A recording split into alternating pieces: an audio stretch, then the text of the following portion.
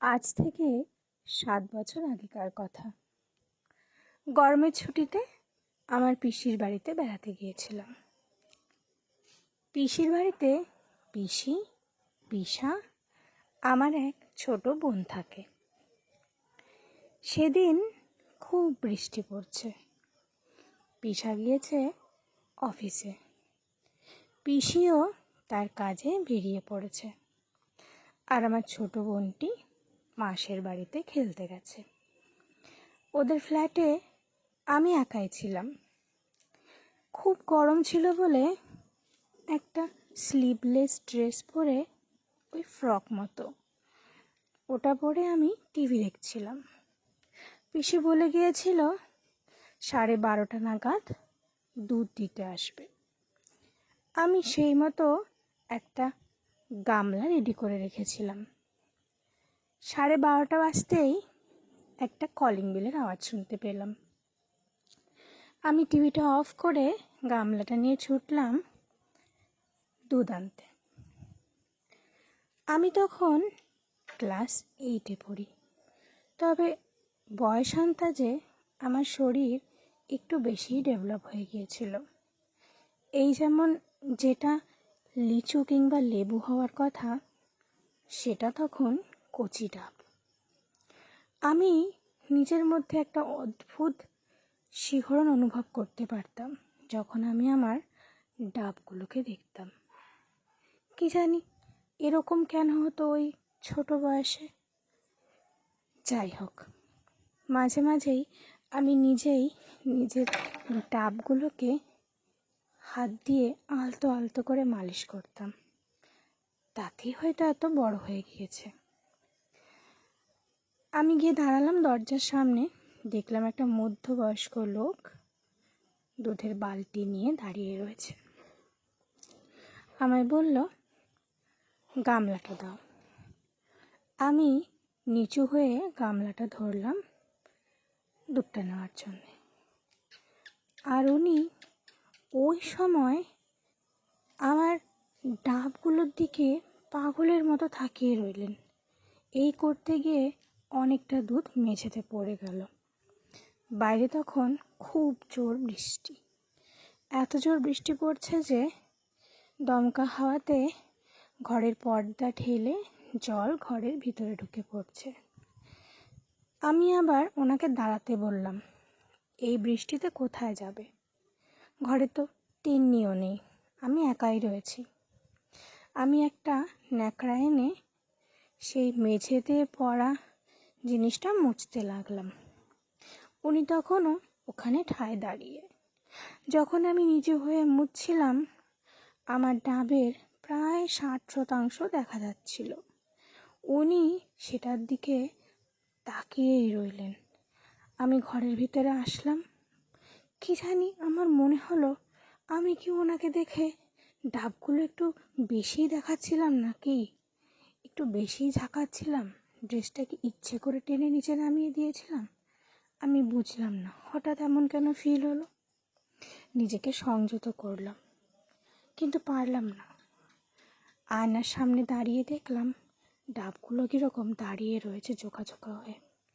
আমি এবার ইচ্ছে করে জামাটাকে টেনে ডাবগুলো আরও একটু বের করে নিলাম। বের করে নিয়ে ওনাকে বললাম, ভিতরে বসুন, বাড়িতে কেউ নেই, এই বৃষ্টিতে বাড়ি যেতে হবে না, বাজ পড়ছে। এই বলে আমি ওনাকে ভিতরে বসতে বললাম। আমি ইচ্ছে করেই ওনার সামনে গিয়ে টিভি চালিয়ে বসলাম। আর উনি একবার এদিকে দেখছে, ওইদিকে দেখছে, আর একবার আমার ডাব ধরছে। আমিও কায়দা করে বারবার ইচ্ছে করে ডাবগুলোকে নাড়াচ্ছি এবং ওনার সামনে দিয়ে এমনভাবে যাচ্ছি যেন ওনার মুখটা আমার ঠিক ডাবের সামনেই থাকে। এই করতে করতে হঠাৎ করে কারেন্ট চলে গেল। দিনের বেলা, অথচ ঘরে কি অন্ধকার, আমি কিছু দেখতে পারছিলাম না। এদিকে উনিও উঠে পড়লেন। আমি বললাম, দেখুন তো কাকু, আশেপাশে কোথাও একটা সলাই আছে কি না। উনি এদিক সেদিক হাতড়াতে হাতড়াতে আমাকে নিয়ে বিছানার ওপর পড়ে গেলেন, আর ওনার হাতটা আমার ডান দিকের ডাবটার ওপরে। উনি বললেন, না সরাইতে পারছি না, হাতটাতে হাতটাতে উনি আমার ডাবটিকে হাত দিয়ে ডলতে শুরু করলেন। আমি চেষ্টা করলাম নিজেকে সামলানোর, কিছুতেই পারলাম না। একটা মধ্যবয়স্ক লোকের সামনে নিজের এই কচি ডাবগুলোকে তুলে ধরতে একটুও লজ্জা করলো না, বরঞ্চ আমি যেন ওনার কাছে শরীরটা ছেড়ে দিলাম। উনি আমার জামাটা টেনে ডাব দুটো বার করলেন, আর আপন মনে ডাবের ওপর ঠোঁট বোলাতে লাগলেন। বোলাতে বোলাতে কখন যে ডাবের মধ্যে উনি দাঁত বসাতে শুরু করলেন আমি বুঝতেই পারলাম না। এইদিকে ওনার বেগুনটাও অনেকটা বড় হয়ে গেছে।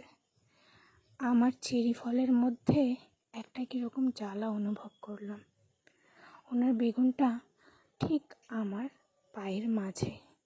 আমার চেরি ফলের মধ্যে ইচ্ছে করে উনি চাপ দিতে শুরু করলেন। এইদিকে ডাবগুলো কিন্তু লাল হয়ে গেছে। এবার উনি ব্যথা দিতে শুরু করলেন, ঘাড়ে, গলায়, পিঠে, কোমরে, নাভিতে। আমি বুঝলাম ওনার ইন্টেনশন অন্য কিছু, উনি এখানেই থামবেন না। এই বলে উনি বলল, তোমার চেরিটা একটু দেখব, খুব সুন্দর দেখতে তুমি, তোমার চেরিটা একবার দেখলে আমার জীবন ধন্য হয়ে যাবে। আমি বললাম, চেরি দেখাতে পারি, তবে আমি চেরি ফলকে টাচ করতে দেব না। বলল, ঠিক আছে, একবার দেখাও তুমি। এই বললে উনি আমার চেরি ফলটা আলতো করে দেখলেন। দেখে জানি না ওনার ভিতরে কি পাশবিক অত্যাচার করার মানসিকতা শুরু হয়ে গেল। হঠাৎ একটা তীব্র বাজে আমি ওনাকে জড়িয়ে ধরলাম। এদিকে ততক্ষণে উনি ওনার ওপরের বস্ত্র খুলে ফেলেছে, আর আমাকে জাপটে ধরে এলোপাথারি চুমু খেতে শুরু করেছে। আমি বুঝলাম এবার একটা ঘটনা ঘটে যাবে। আমি অনেক চেষ্টা করলাম, কিন্তু নিজেকে সামলাতে পারলাম না। ওই মধ্যবয়স্ক লোকটা একটা 13 বছরের মেয়েকে এইভাবে ভোগ করতে শুরু করলো, যা কল্পনাও করা যায় না। এরই মধ্যে উনি আমার চেরির মধ্যে জিভ ভোলাতে শুরু করে দিয়েছে। অনেকক্ষণ জিভ ভোলানোর পর আমায় বলল, আমার বেগুনটা পাগল হয়ে গেছে, তুমি যদি একবার লাগাতে দাও তাহলে আমি তোমাকে সারা জীবন ফ্রিতে অনেক কিছু দিয়ে যাব। আমি বললাম, না না, আমার ভয় করে, ওটা আমি কখনোই করতে পারবো না। বলল, কিচ্ছু হবে না, শুধু তোমার চেরি ফলে একবার আমার বেগুনের মাথাটা ছোঁয়াবো। উনি দেখলাম ওনার বেগুনটা নিয়ে দাঁড়িয়ে রয়েছেন, বেশ মোটা লম্বা বেগুন, আর মাথা থেকে বেগুনের রস ঝরছে। আমি বুঝলাম এটা তো আমার চেরি ফলকে ফাটিয়ে দেবে, কিন্তু নিজেকে সামলাতে পারলাম না। বললাম, ঠিক আছে, চোখ বুজে রইলাম। উনি আলতো করে বেগুনের মাথাটা আমার চেরি ফলের মুখের মধ্যে লাগালেন। লাগিয়ে উনি আমার ওপরে শুয়ে এমন জোরে একটা ঠাপ দিলেন যে চেরি ফল ভেদ করে বেগুন কখন যে পৌঁছে গেছে কোথায় তার কোনো খবর নেই। আর উনি আমায় চরম তৃপ্তি দিতে শুরু করলেন। ব্যথাও লাগছিল, তৃপ্তিও পাচ্ছিলাম। এই যে কী অনুভূতি তা আমি বলে বোঝাতে পারবো না। ততক্ষণে আমরা দুজন স্বর্গের অনুভূতি লাভ করে ফেলেছি। উনি আমার উপর থেকে উঠতেই চাইছে না। ক্রমাগত আমার চেরি ফলে উনি তার রস ঢালছেন। বললেন, আমি একটু পর তোমাকে একটা ওষুধ দিয়ে যাব, কিন্তু তার আগে কিন্তু আরেকবার চেরি ফলটা আমাকে খোঁচাতে দিতে হবে বেগুন দিয়ে। আমি বললাম, আমি বিছানাতেই পড়ে আছি, আপনি তাড়াতাড়ি যান, তাড়াতাড়ি আসুন। এরপর থেকে উনি রোজ দুপুরবেলা আমাদের বাড়িতে আসতেন। আমি ঠিক ওইভাবেই ওনার সামনে আমার ডাব আর চেরি ফল নিয়ে পড়ে থাকতাম। উনি ইচ্ছা মতো আমার সঙ্গে সুখ পেতেন, আমিও সুখ পেতাম। এইভাবে সুখ পেতে পেতে একদিন আমি অন্তঃসত্ত্বা হয়ে গেলাম। তারপর ওই লোকটি আমায় বিয়ে করে পালিয়ে গেল। আমরা দুজন অরুণাচলে থাকি। ওনার মধ্যে যে আমি সুখ পেয়েছি তা তা আমি কোনোদিনও ভুলতে পারবো না।